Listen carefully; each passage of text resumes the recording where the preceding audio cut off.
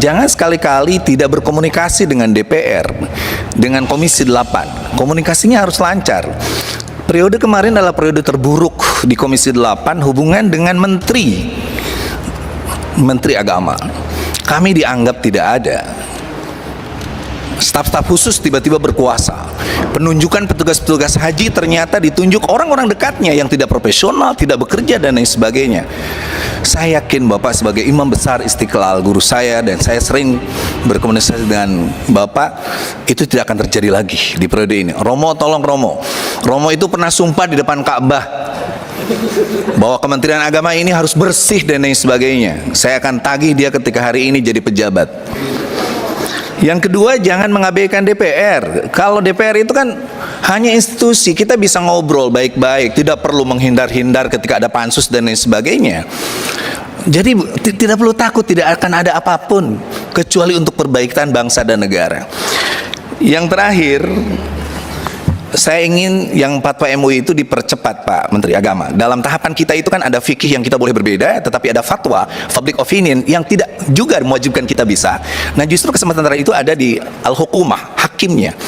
Jadi Kementerian Agama jangan juga menunda-nunda untuk fatwa MUI ini, karena masyarakat kadang nggak paham tahapan itu, tahapan dari fikih ke fatwa ke hakim. Hari ini Bapak hakimnya, dan masyarakat harus tunduk bahwa pengelolaan dana maslahat ini atau penggunaan dana jamaah haji yang belum berangkat untuk yang berangkat sana itu adalah sesuatu yang diperbolehkan oleh agama. Pak Menteri, memang Komisi 8 itu sudah menghendaki adanya Kementerian Haji atau badan. Karena terus terang, kalau kita mau menuntaskan persoalan masalah haji, tidak bisa ini, mohon maaf ini, bersama di Kementerian Agama. Selain itu tadi sampaikan teman-teman adalah regulator dan eksekutor.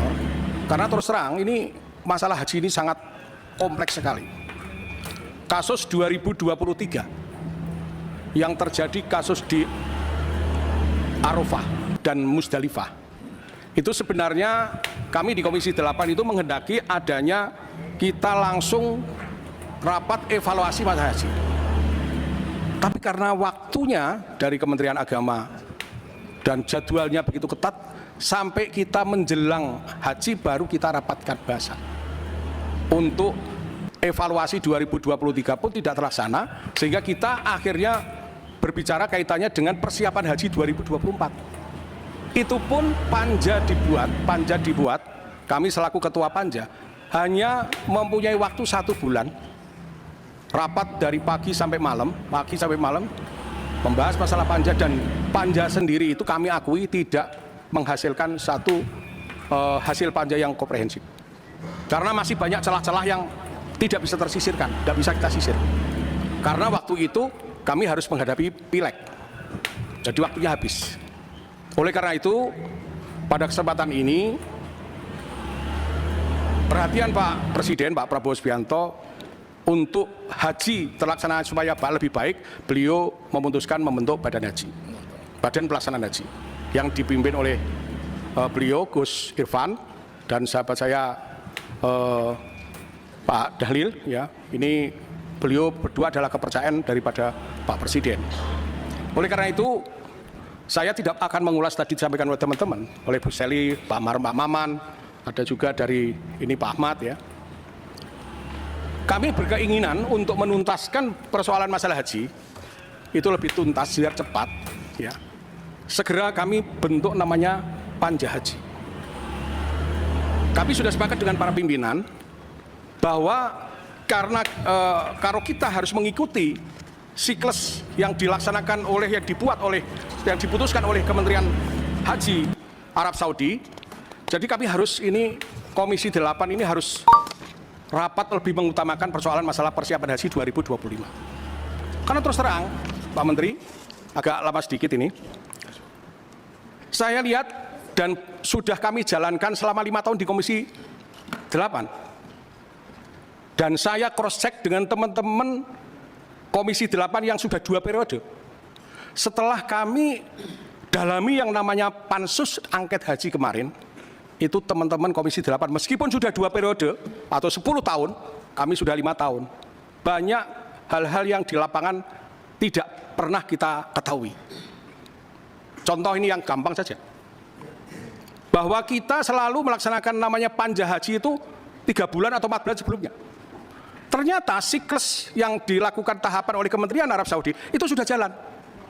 Sehingga kami ini membahas panja pagi, siang, malam itu berbusa-busa. Ternyata ini mohon maaf Kementerian Agama sudah melaksanakan kontrak-kontrak di sana. Contoh ini pelaksanaan haji 2025 yang akan datang. Ini Menteri Agama, Kementerian Haji Arab Saudi sudah melakukan pendaftaran, bahkan ini berakhir mulai pendaftaran tanggal 23 Oktober kemarin. Harus melakukan pendaftaran kaitannya dengan kontrak-kontrak. Kami sudah bicara dengan Pak Dirjen PAU, jangan lakukan karena di Indonesia ini belum terbentuk kabinetnya. Belum ada keputusan dari Presiden. Kalau kalian lakukan kontrak, saya akan obrak-abrik itu semua. Juga Pak Menteri, haji dilaksanakan kalau nggak salah bulan Juni akan datang. 23 ini lakukan kontrak, 20 tanggal 11 kalau nggak salah. Januari kita harus melakukan kontrak di sana, sekaligus ada namanya biokontes, yang namanya hotel, catering, Armusna. Siapa yang jadi pelaksana di Armusna nanti? Apakah itu Masyarik atau yang lain? Ya. Kejadian tahun 2023 yang diajak kerjasama oleh Kementerian Agama adalah Masyarik. 2023 masalah besar, jamaah haji kita kelaparan di Musdalifah. Tapi 2024 kemarin masih dipakai Masyarik. Padahal mereka one prestasi. Apa ini, dibalik apa ini? Kok harus kerjasama dengan Masyarik? Kalau saya tanya teman-teman Kementerian Agama, ini adalah dulu ada syarikah, muasasah, orang yang kenal Indonesia.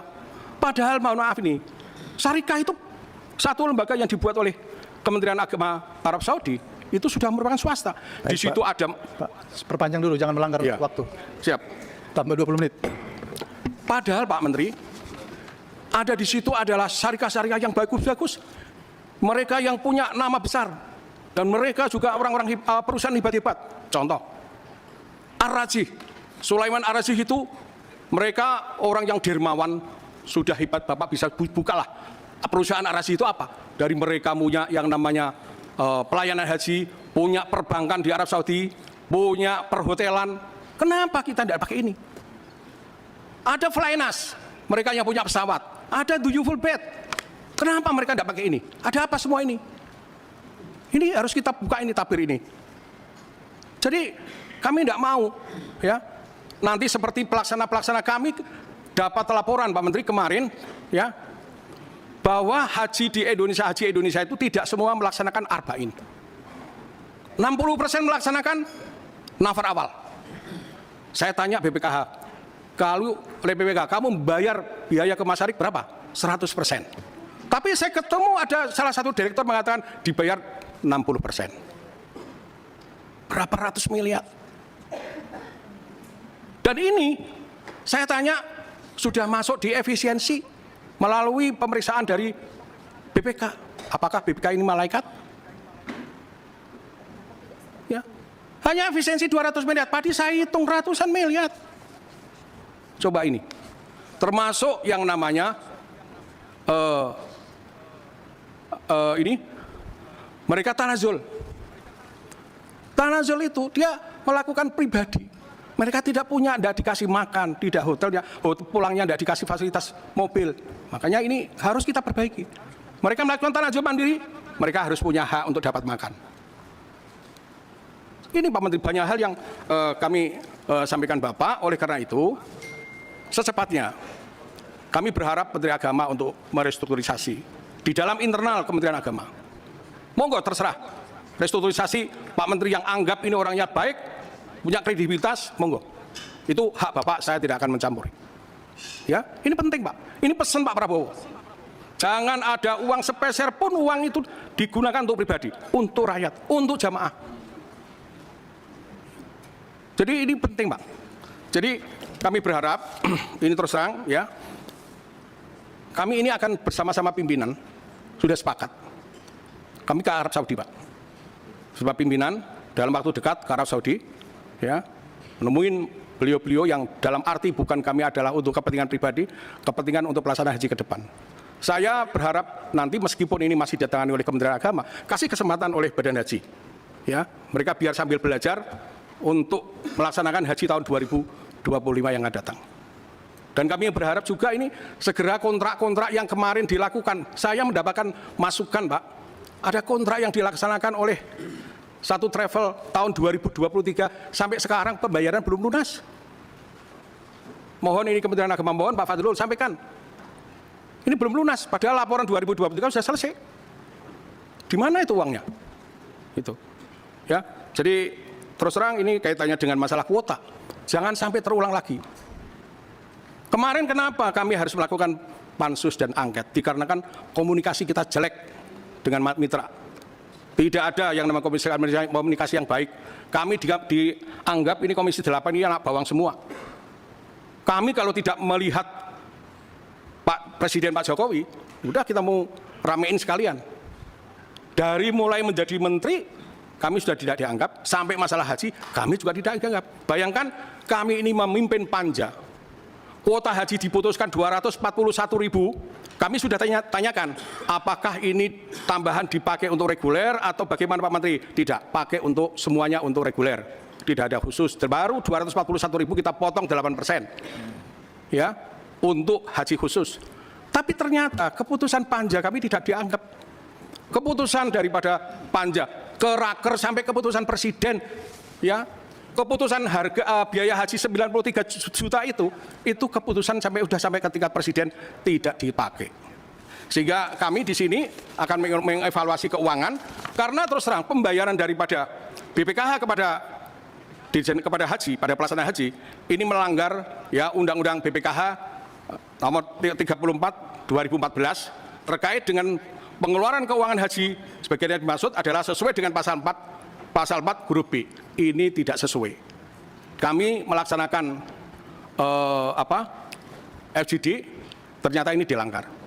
Ini juga kami akan melihat laporan keuangan ini belum selesai, oleh karena itu belum tuntas. Kami berharap Pak Menteri izinkan kami akan nanti mengupas tuntas di dalam namanya FGD. Ya, meskipun Pak Prabowo mengatakan jangan sering-sering melaksanakan FGD, tapi ini demi untuk perbaikan kita bersama untuk mengupas tuntas agar persoalan masalah haji tahun 2024 kemarin bisa tuntas dan Pak Menteri akan melaksanakan tugasnya sebagai Menteri Agama sudah bisa berjalan dengan baik. Demikian yang bisa kami sampaikan. Wallahul muwaffiq ila aqwamit thoriq. Wassalamualaikum warahmatullahi wabarakatuh. Demikian informasi yang dapat saya sampaikan untuk hari ini. Semoga memberi manfaat. Salam dan doa kami untuk keluarga dalam perlindungan Allah, dalam dekap kasih sayang Rahman dan Rohim Allah Subhanahu wa taala. Allahumma amin. Terima kasih. Wassalamualaikum warahmatullahi wabarakatuh.